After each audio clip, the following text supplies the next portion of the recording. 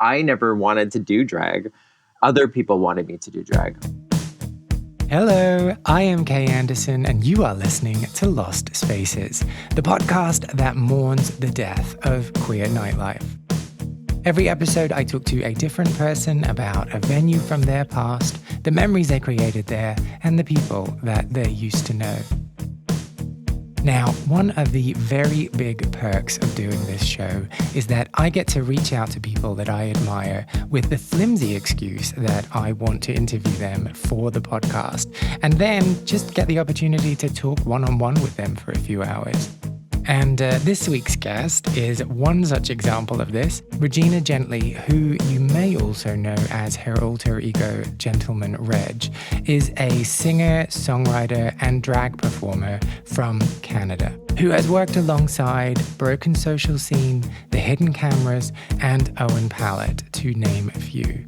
And as Reg, she even appeared in John Cameron Mitchell's film Shortbus. And this is a bit of a record for Lost Spaces, as this is going to be the third time that we have featured the Beaver, a dive bar set up by the visionary Will Munro in Toronto's West End that closed in 2020. In the late noughties, Reg was working at the bar, and it's where he first fell in love with drag, which is where Regina comes into the picture. We talk all about getting into drag relatively late in life, transitioning from indie rock to dance music, and I continue my age-old tradition of discussing Celine Dion with Canadian guests.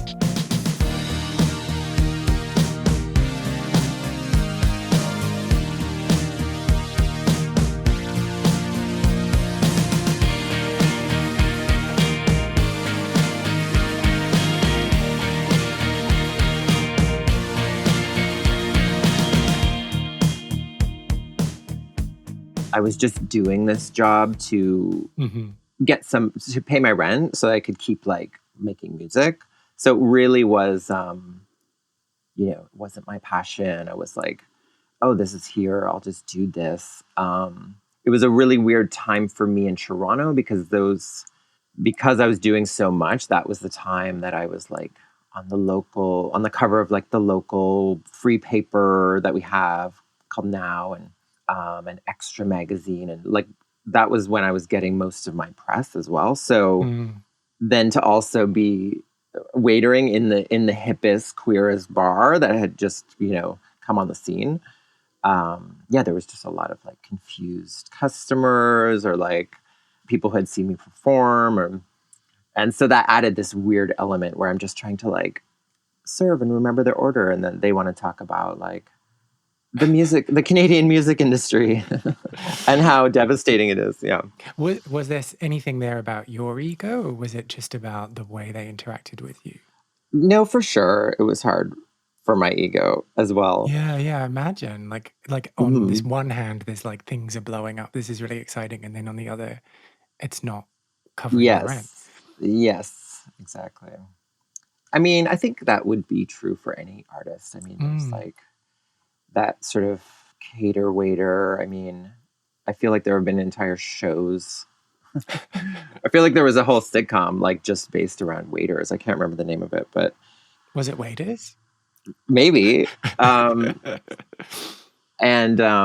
is such a weird thing, isn't it? That like, especially with the music industry and maybe other entertainment fields, because the public is so exposed to it, or a facet of it, they all think that like if you're like that it's easy to make it sustainable and that you're a failure if you haven't, and like they don't really understand necessarily what the realities are, and so you're kind of caught in this weird position of like, do I explain to them like how fucked up the industry is, or do I just kind of let them have that weird view of me being a kind of failure?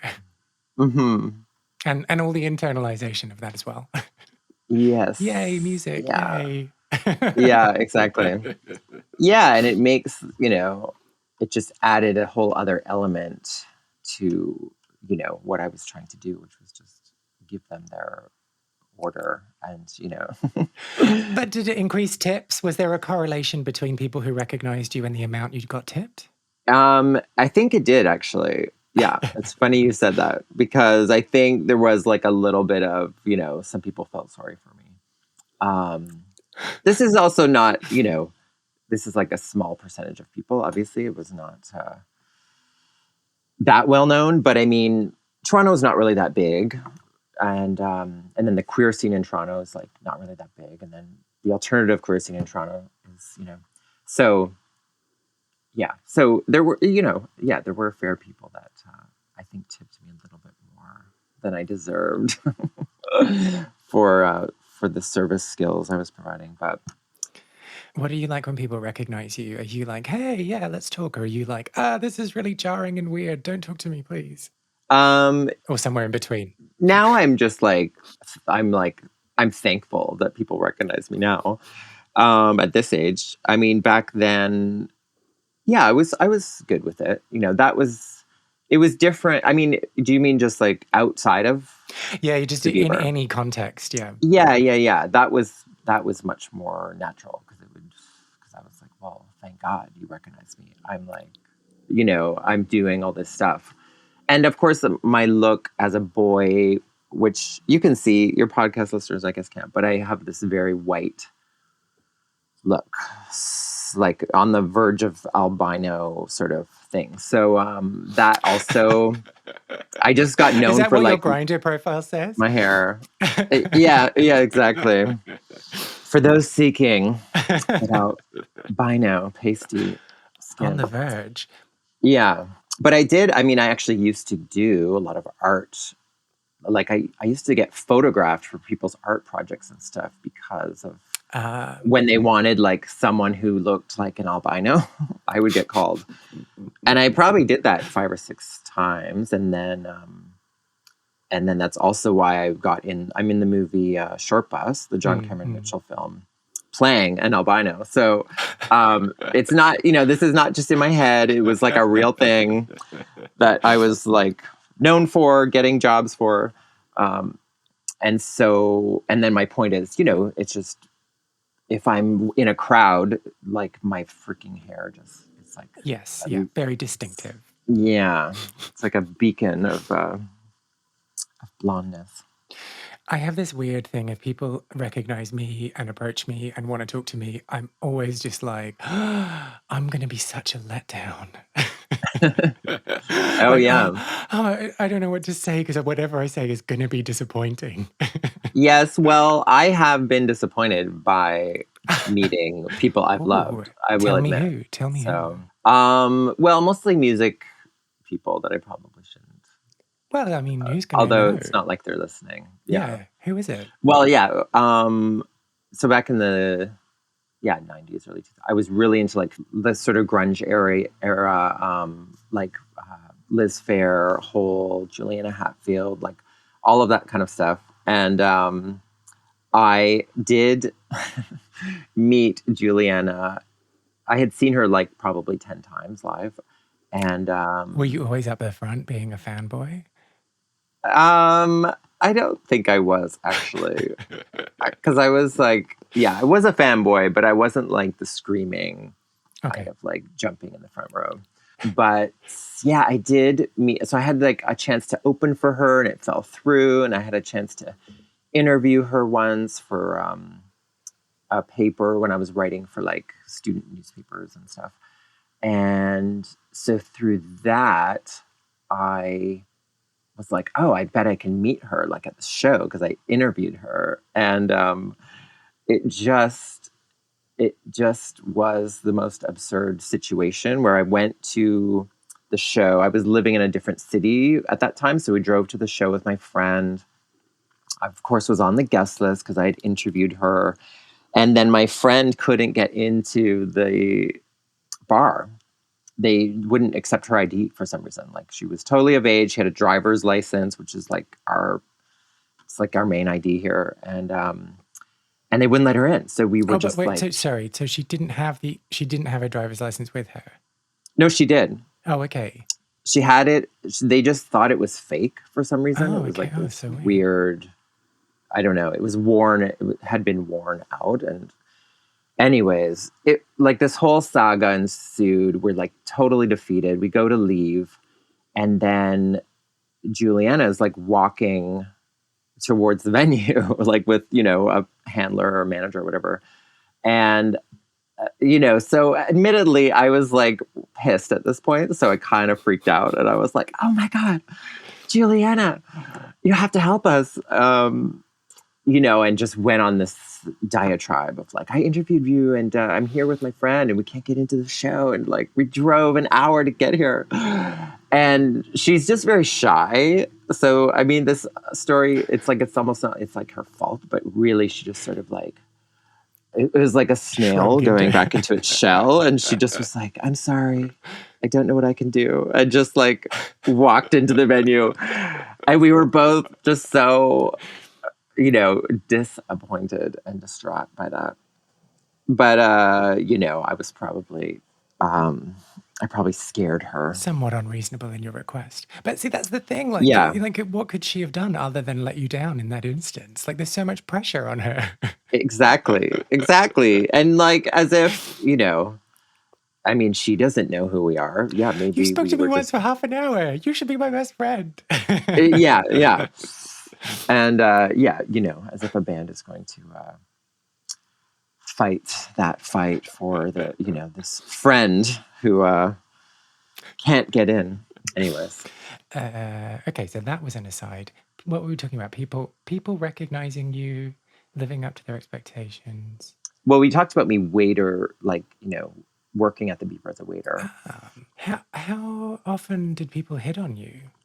Oh, as a waiter? I don't think people would hit on me as a waiter. Oh, that's boring. Yeah, I know. People would hit on me in drag, for sure. People would hit on Regina. But as a waiter, no, I don't think so. How do you feel about being hit on as Regina?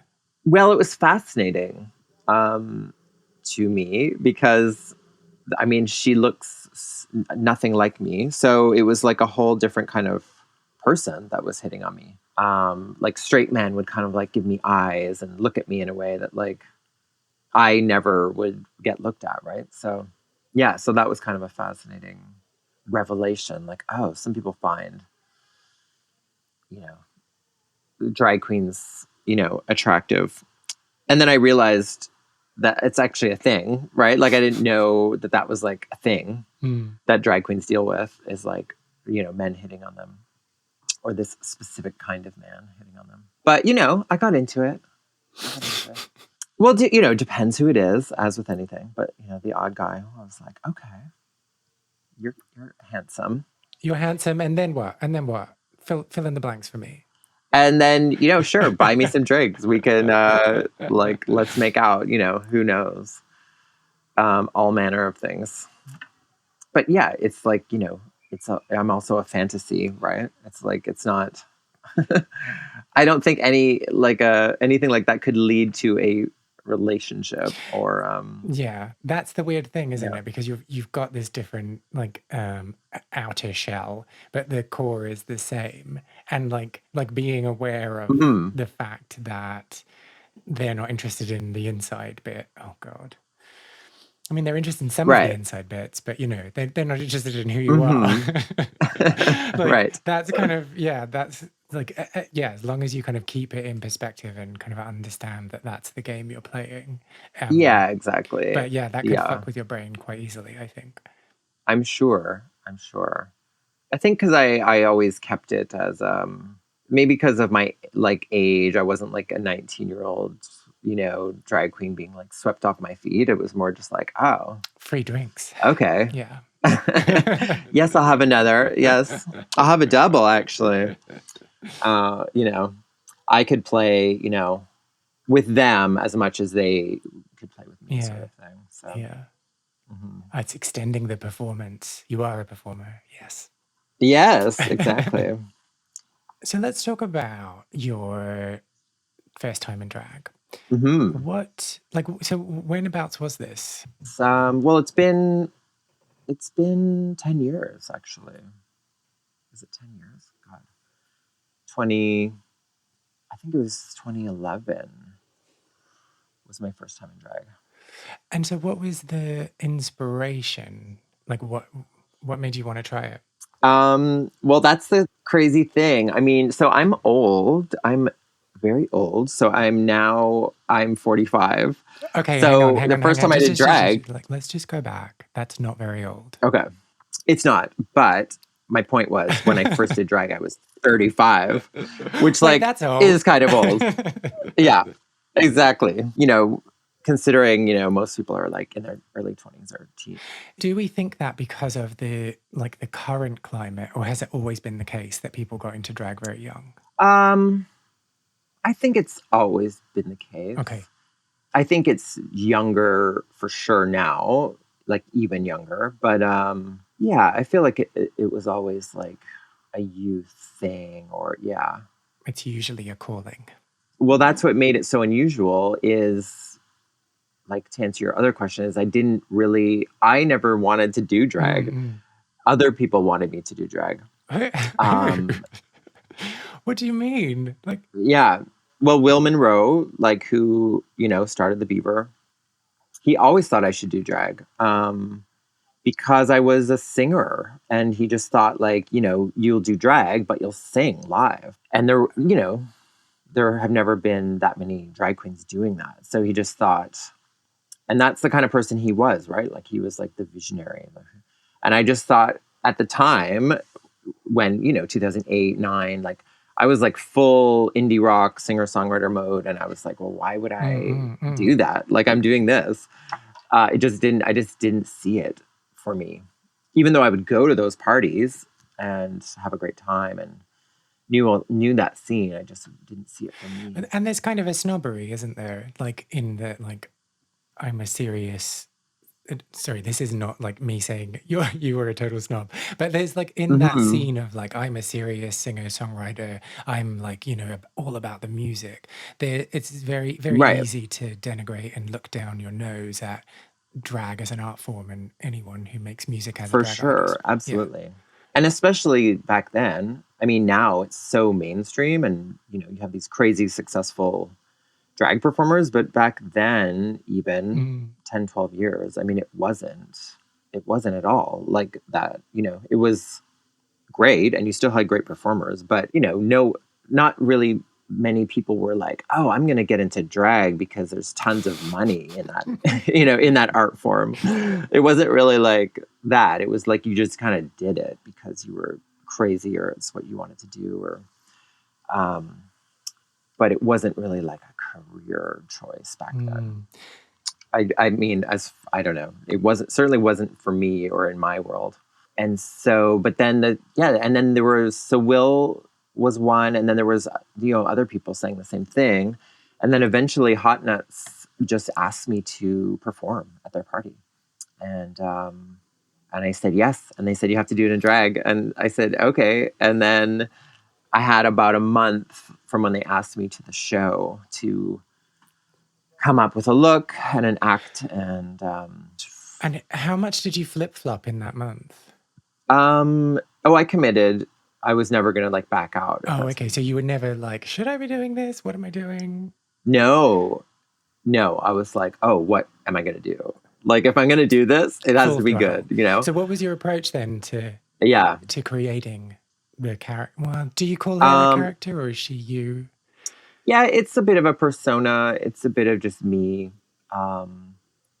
It's, for a long time, I was referring it to like real girl drag because it's less sort of camp influenced and more sort of influenced from my musical influences, right? Like Debbie Harry and Cyndi Lauper, like Annie Lennox. Like that kind of stuff is what influences my drag more than anything else. I've lost my train of thought though. First, this month. So you said, in the month. I'm committed, I'm doing this. And then like, what was the process of putting it all together? Yeah. And so this woman, Margot Keith, who is still a good friend today, she was a biological female who did female drag, which is more and more common now, but at the time it wasn't.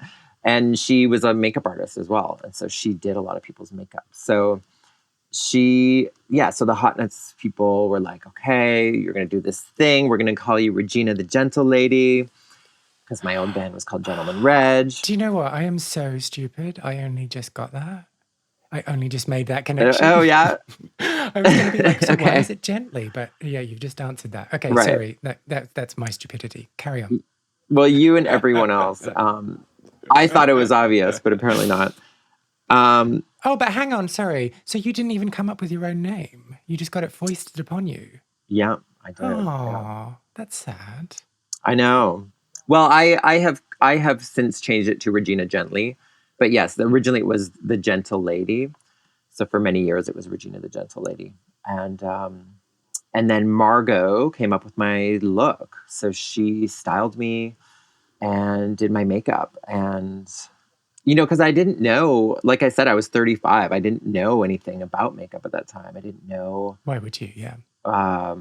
What to do. Yeah. So I just focused on the performance and the songs I was going to do and being able to sing live. And, I focused on that element, which is what I knew. And then got these other people to sort of focus on the rest. And then after the performance, it was clear that I had sort of hit, I had struck, a nerve in myself, a nerve in like everyone else who knew me.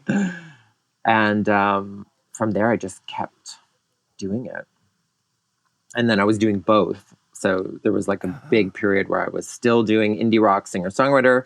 And then I started making dance music under another name, Lightfires.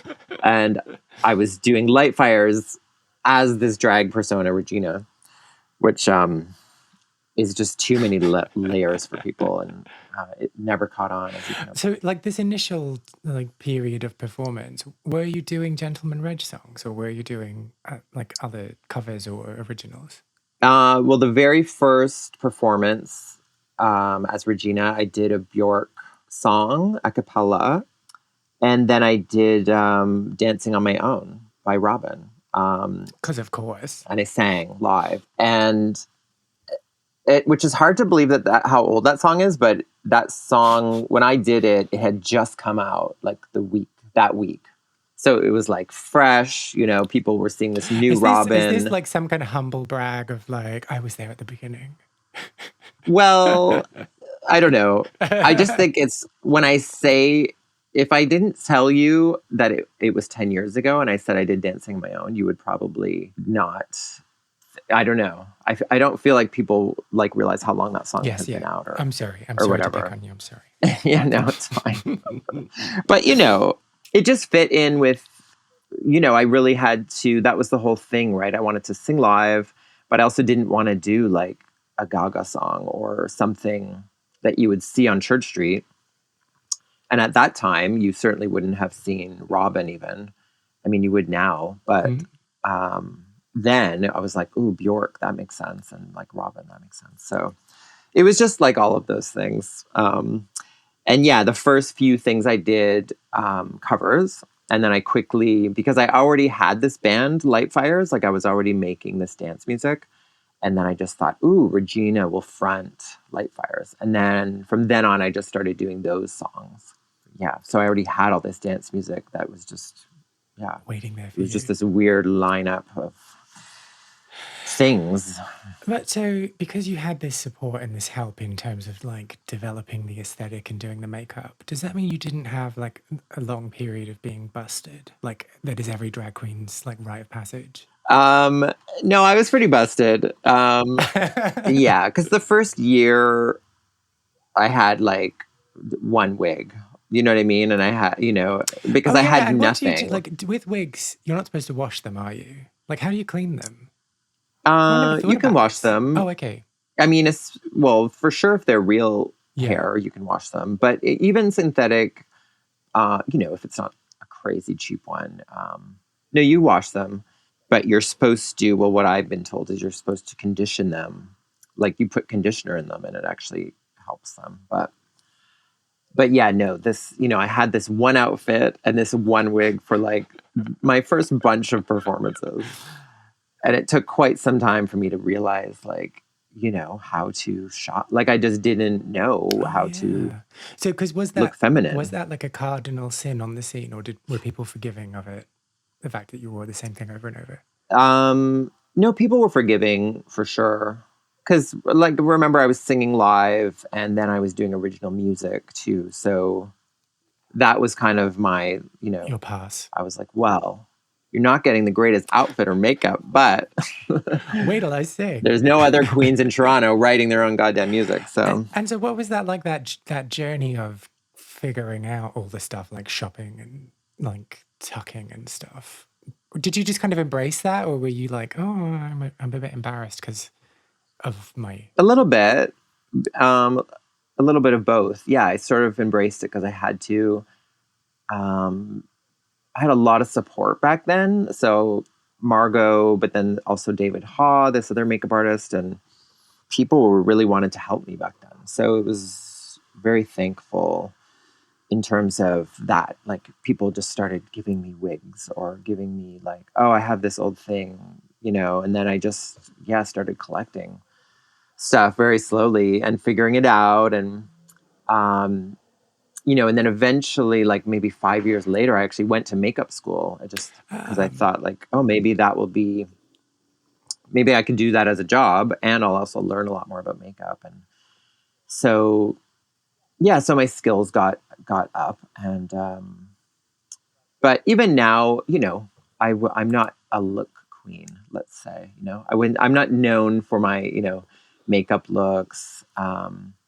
It's certainly improved from day one, but, again, that's never been, you know, I'm not trying to be famous on Instagram, you know? Yeah. Even though I'd like some of those sponsorships, Those coins, I guess. yeah.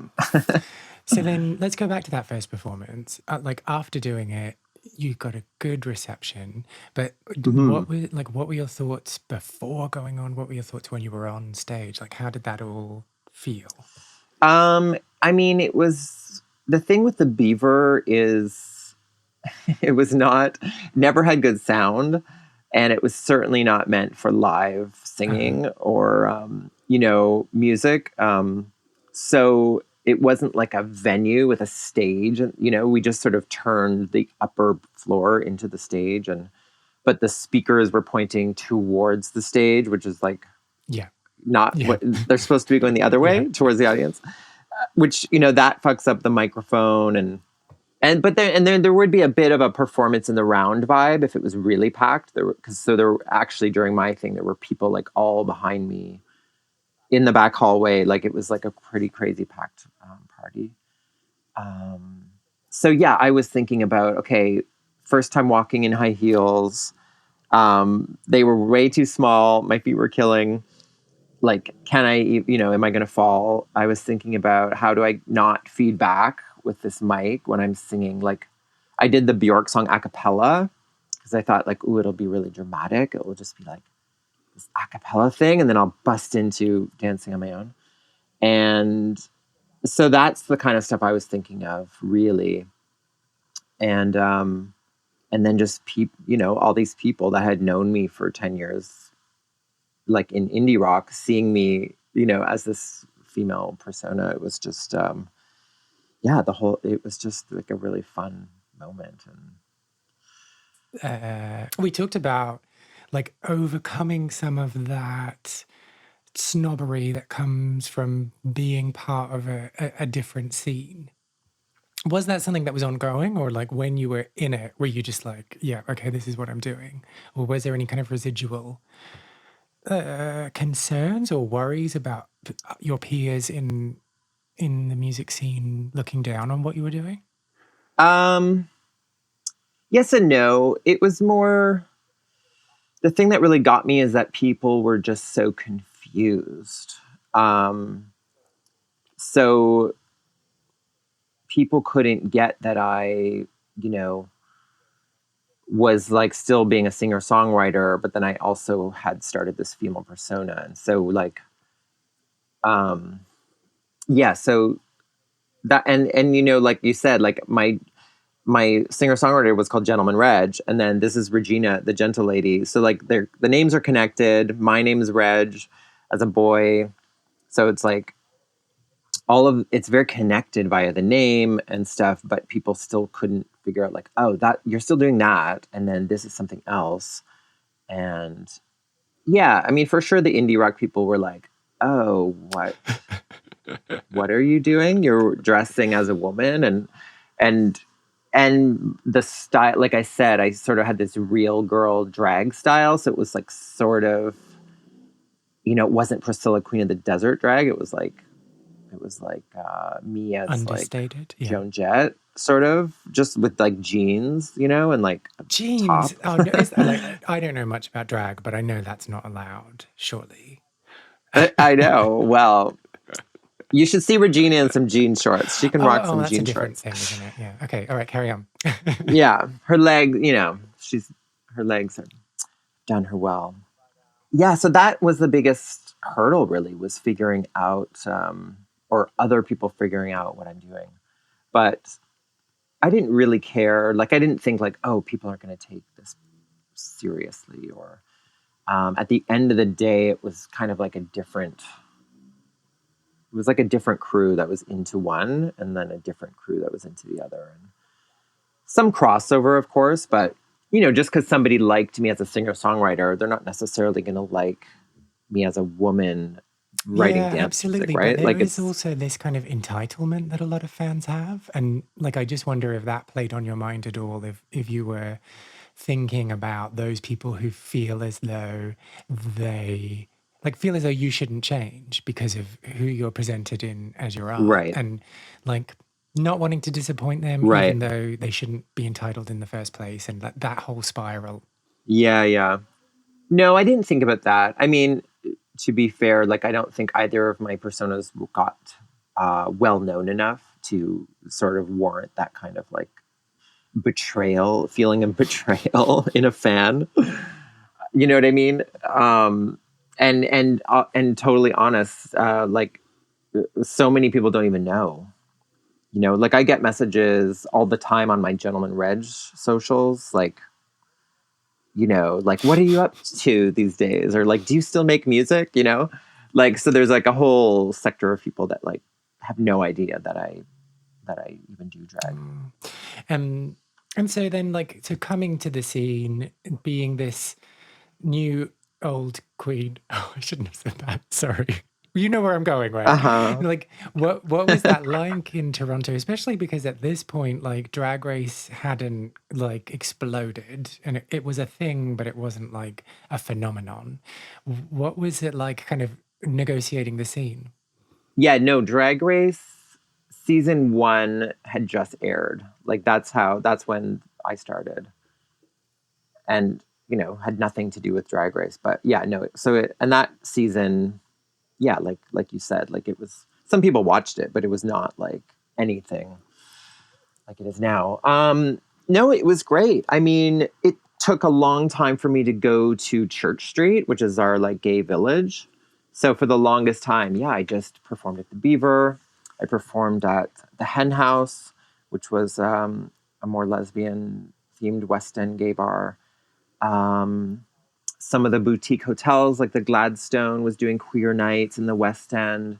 Yeah, like, it sort of started, there were just things doing queer nights. And then because I had this original dance music, and I sort of had my music base, like, doing indie rock, I started getting shows. So I started opening for like Peaches, Big Frida, Hercules and the Love Affair, queer dance artists who would come to town. Like, I got a lot of opening gigs, Ostra, Diamond Rings. Like, it was really good for a period. I did some shows in New York. I toured in Europe a bit.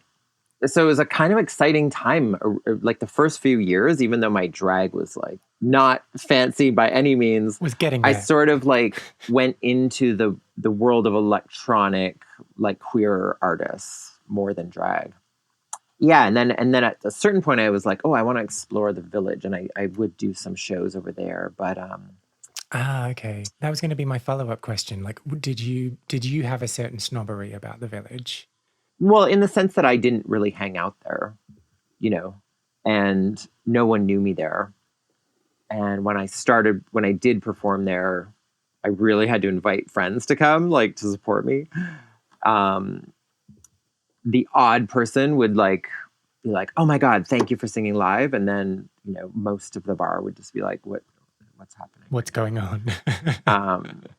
Yeah, so I stopped that quite quickly. But then also around that time, I started DJing as Regina. So that I kind of got into the village more as a DJ, like in drag. But I don't perform there at all, really. And it's fine because it's not what they want. Well, that's a lot of effort to spin records, isn't it? Putting on like a whole bunch of makeup and a dress or jean shorts. It certainly is. Yes, it's insane, and I don't recommend anyone ever do it. How did you get better at walking in the shoes? Well, that first pair of heels, they were just too damn small. They were too tight. They were plastic, and they were just too small. Like my feet hurt within 5 minutes of having them on. So yeah, then you learn you just have to buy bigger shoes. An open toe is nice. And I don't know. I just really took to it. And then my persona was pretty at least initially, the music was more sort of electro based, and Regina was pretty intense. And I would jump on things. Like I was sort of known for I would climb on the bar, and I would dance on the bar, and if there was anything I could grab onto, I would climb on it, and I would stand on stools, and I would in high heels. And then that sort of became oh my God, is she going to fall? And so the question is, did you ever fall? Did I ever fall? Not from a stool. You know what? The most dramatic thing, actually, and this was at the Beaver, was I used to climb on the bar, like I said, and this one performance, the Beaver had installed ceiling fans, and they were never there when I worked there. And suddenly there were ceiling fans, and I jumped up on the bar and I stood up, and I got hit in the head with a spinning ceiling fan. And I kid you not, I think my wig, because it had long bangs, kind of saved my head because from decapitation. yeah, exactly. But that was I think has to be the most dramatic thing, because everyone was freaking out, because it was you're just oh my God, is that top of my head going to be sliced off? But so you stood up and it hit you, and then so you didn't get you didn't fall back or anything. It just hit I you. didn't fall. Yeah, I mean, I guess it wasn't the strongest. It wasn't a high-powered. No, come on, you can machinery. fabricate some of the details. It's fine. It did. It did cut my head. I did. I was it was a trickle of blood was streaming down the forehead of my head. So I was cut. There was an injury, but I didn't fall back. Adds to your kudos as an act, though, doesn't it? Yeah. Yeah, it was pretty. I mean, I wish someone caught that on video, but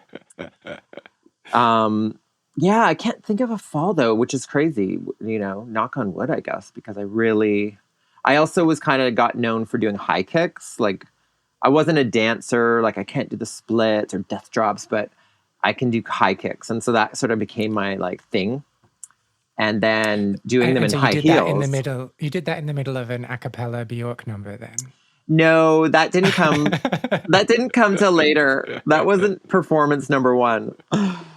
That was a little bit later. I discovered I could high kick in a high heel, and but did you do that thing that that the queens on Drag Race do, where it's just this has no place in this song, but I want to show off the fact that I can do it? Or were you a bit more understated in your decision making? Well, I was doing my own music, right? So it was sort of I'm just doing my thing in my music. It's not like I would never do like a Celine Dion ballad. You know what I mean? Okay, wait, I just have to like stop you there. Every single person I speak to from Canada brings up Celine Dion. Oh, What really? is it? What is about what is it? Yeah. I mean, do you guys know her in the UK? Oh, yeah, absolutely. Yeah, of Okay. course. Okay. But is she like a subject at school or like what is it? Yeah. Yeah, university course.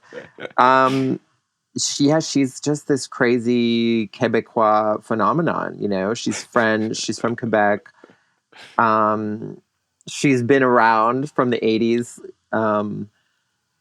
She dated her manager who was so much older. Like it's like a crazy thing. And now she's like a fashion icon. Like, I don't know, there's just so much to her. And she has this incredible voice. I mean, I can't say I listen to her. But when I DJ, people will sometimes request her. What? They request her in a Yeah, club? because there's all these dance, there's all these like dance remixes Like the of Celine Dion. Thunderpuss remix. Yes, exactly. So what's your favorite Celine Dion song? I will be judging you based on your answer.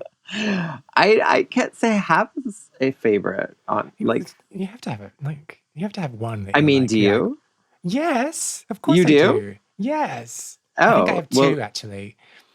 Oh wow. Okay, I need to know what they are. No. So you're just saying like point blank. You don't have like a go-to Celine Dion song. Yeah, I'm not a fan, sadly. Sorry to disappoint. Well, I'm not a fan either. As a Canadian. I can admire some of her work. Think Twice is amazing. Okay. You don't know what that is, do you? I don't know, not by name. Oh. Okay. And It's All Coming Back to Me Now is ridiculously amazing. Right. No, I'm not selling you on any of these. You don't give a shit, do you? Yeah, no, that's a classic, for sure. That's something I also DJ at weddings sometimes, and that's like a classic, wedding DJ sort of number. That that is a punch this guy. Yeah. Like yeah, that's incredible. Anyway, so I'm not going to keep talking about Celine Dion. So Beaver kind of continued to be like your home in terms of Regina. Yes. So while I was working there, I worked there for 6 years, and then I stopped in end of 2011, 2012. I did this big tour of Europe in the end of 2011. And that was kind of like the final tour. The owners were like, okay, like we need, there was weird management at that point. There was like these weird managers, and they didn't really know me. And anyways, they were like, yeah, you can go on this tour, but like we kind of need someone to do your shifts like consistently. So that was how it ended. But then it like, yeah, I kept performing there, DJing there, hanging out there. Like it stayed in my life for quite a while. What was your favorite thing about the audiences there? Well, there were so few places to go like that it brought all the, the fun queer art fags, and it was a very mixed spot. A lot of people think it was a lesbian bar because it was called the Beaver, but it was like very much a queer bar. And it was also, when we would have brunch, it was like families or whoever was going out for brunch. Like it was sort of like all things. And that's very unusual, at least in Toronto. Like, the gay bars that are in the village are gay bars, and then there's like straight bars. There's very few queer bars like that. And so when you heard about the Beaver closing, what did that stir up for you? On the one hand, I was not surprised. On the other hand, I figured... So I hadn't really been going there much in the last, like, I don't know, at least 5+ years, doing the odd DJ gig there. So it wasn't a big part of my life anymore, but, but it always was at the same time. Mm-hmm. So when it closed, yeah, I was not surprised. So the building, the whole like block that the Beaver is on has been sold, right, to a developer. So I knew it was just a matter of time. I think there was like a 5-year thing where it was going to all be torn down. So it was still there, and it was actually doing really well as a bar. But I knew that someday, like I knew the building had actually been sold, but they were just keeping the venue open. So it was sort of just like, oh, this is just happening sooner than we thought it was going to. You know, there was talk of somebody buying it, and there were like these hints of, you know, there were all these like kids doing parties there. So there were all these fun queer parties of young kids. And once in a while they would ask me to DJ. So I sort of did have some like, I was seeing this like new gen thing. And like, and at first it was like, it took me a while to adjust, you know, you're like, oh, who are these, you know, people? And then you're like, oh, right. They're the ones going there now all the time. You know, I don't go there all the time anymore. So, and then they started asking me to DJ the On Time for their parties. And I realized like, oh, they're actually doing like interesting things here. And you know, it's funny being like older and realizing like, oh, they don't even like a lot of them, most of them don't even know. Like they don't even know Will Munro. They don't even know Hot Nuts. They don't even know like they kind of think they're like the first people to do this or something. Isn't it like, oh, can we just talk about that quickly? Yeah. It's so fascinating. Mm-hmm. The thing that keeps like making me go like, what's going on is when people talk about like when fully grown adults are like, yeah, I've loved Lady Gaga since I was a kid, and she's been such an inspiration to me, and she's like taught me so much about myself. And I'm like, what do you mean? Like Lady Gaga's been around for like 3 years. What are you talking about? Mm-hmm. And then like realizing like, oh shit, there are like people who like don't remember a world before Lady Gaga. Just like you don't remember a world before Celine Dion. Exactly.